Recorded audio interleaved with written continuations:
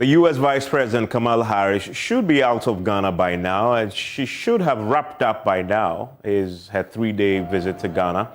But she leaves in her wake a major controversy.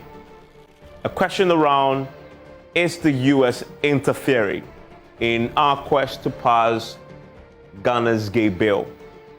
Because she's been speaking about this, but she was asked a question about this particular bill and what the U.S.'s position is on this at a press briefing where she stood side by side the President of our Republic. Listen to what she said.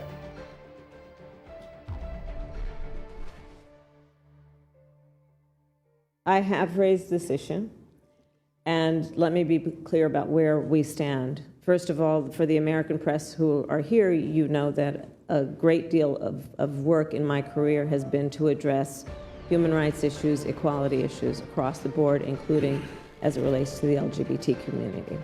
And I feel very strongly about the importance of supporting the freedom and supporting and fighting for equality among all people, and that all people be treated equally.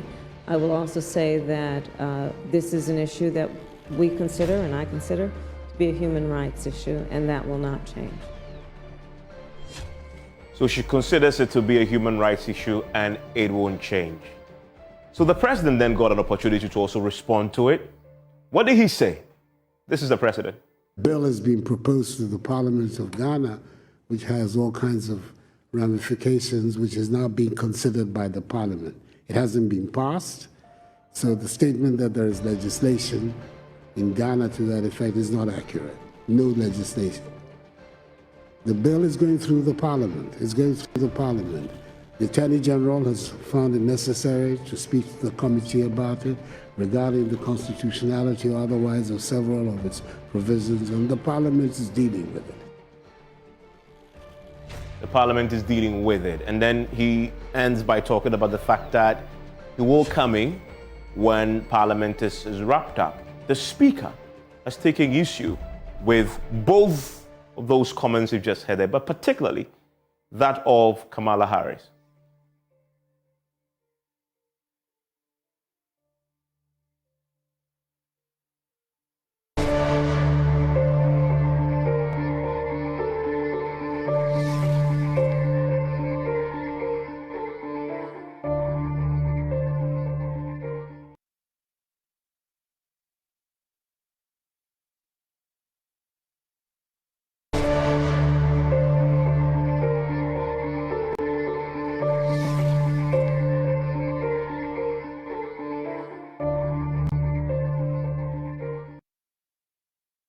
I was so happy when I read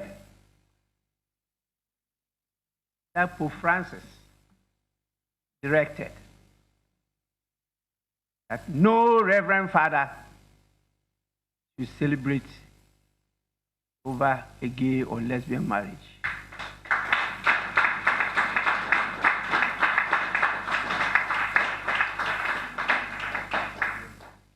And I said, Roma locuta complete, causa finita. Yes, Rome has spoken, and the matter is ended. So please, committee members that will refer the bill to, we want the report. Don't be intimidated by any person. Hallelujah.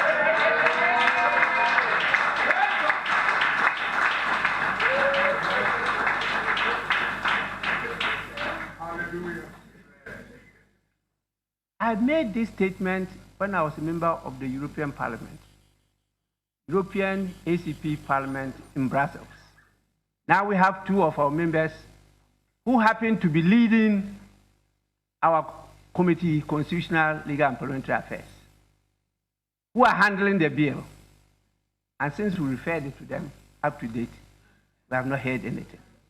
I've reminded him many times on the floor of the House. What are the challenges you are meeting? Report to us. If you take action against them, say, oh, because I'm MPP. That's why he's taking action against me. Ah, I'm NDC. Because he's taking action against me. Because he's not in my party. That kind of division, that is not the purpose of politics. Politics is meant to unite us. Diversity is natural. There's nothing you can do about it. That is creation. And that is the spice of life. How come we are using that to divide ourselves? Please, let the report flow. We need to legislate. Our friends just passed their law. So there's a speaker there, and you may have heard the part where he took on directly Kamala Harris and talked about why he believes it is anti-democratic for her to make those comments. And he was very uncharitable, in very strong words, talked to the president also. They had no power over the bill, and the bill is completely within his domain. And many have wondered, what really caused that particular outburst, especially directed at the U.S. Vice President, considering what she said, that simply is a human rights issue. But that's a fact, is it not?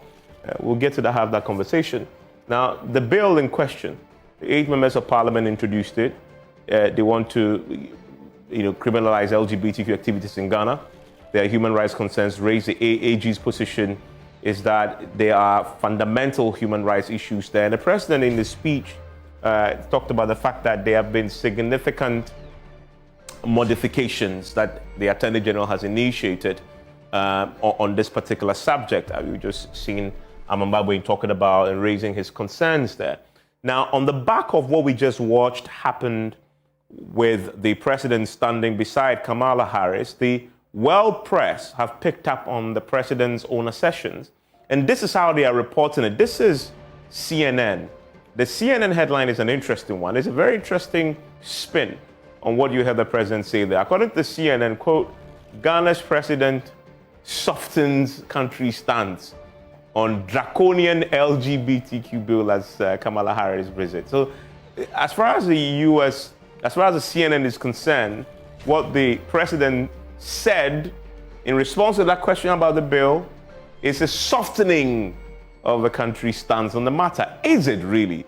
Were they misinterpreting the president or were they quoting him accurately? I'll get the views of both sides to chip in on this part. But that's how the world media following the U.S. Vice President is reporting this particular matter. I'm very curious to know, if the government had seen this, are they happy with this particular headline? Did it reflect what the president actually said on this particular matter? But as it stands, that's what the CNN is reporting, that the president has softened his stance on this particular matter. Very, very interesting indeed. He raised the question, what is the president's stance before on the matter and what was it now? If you know what the president has said about this in the past, I doubt very much it's a softening. It's something that he said for many times. Many have criticized him for saying, be more categorical in the matter.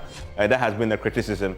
And if you really look at the homosexuality tolerance rate in Africa, it is clear that as a people, as a continent, we are significantly opposed to this particular matter. Cape Verde, South Africa, even in Ghana, overwhelming majority of people just do not want to hear about homosexuality at all. So it's a cultural thing. It's about values. You can't take that away from that because the evidence shows that.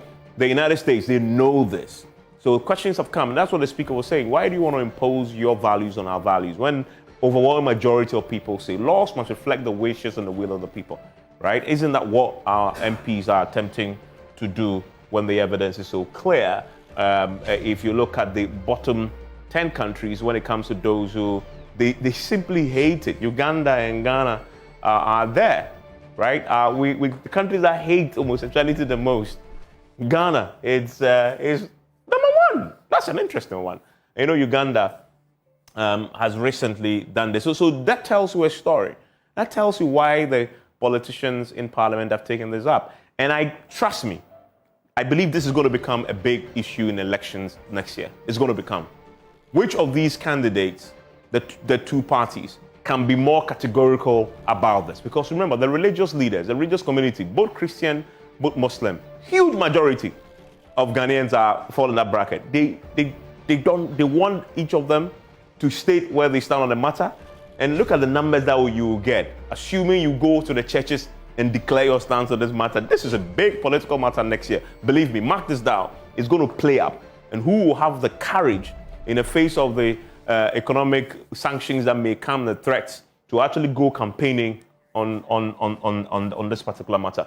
And then you go to the U.S. threat of sanctions for countries that dare want to go this way. U.S. sanctioned Uganda for anti-gay law.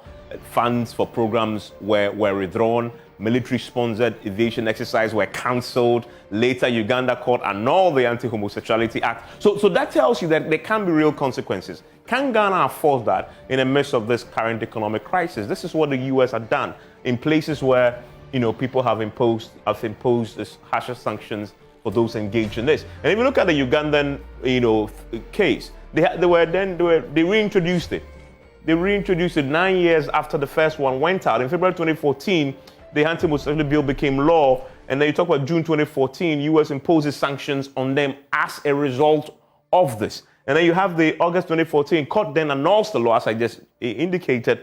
Now, March 2023, guess what? The new bill on LGBTQ becomes law again. So Uganda has been going back and forth on this for a while, but they've settled on a very strong law, and the U.S. is again warning them that there is going to be sanctions again as far as this is concerned. Just today, we've seen that the Catholic Bishops' Conference have also said they have made the point government should reject this 139 million U.S. assistance if LGBTQ is a condition. So I told you, I made a point. You know the number of Catholics in the system in Ghana with votes? If you go to church and your priest preaches to you that this government is being iffy on the subject and vague, and we are not sure, that may influence votes.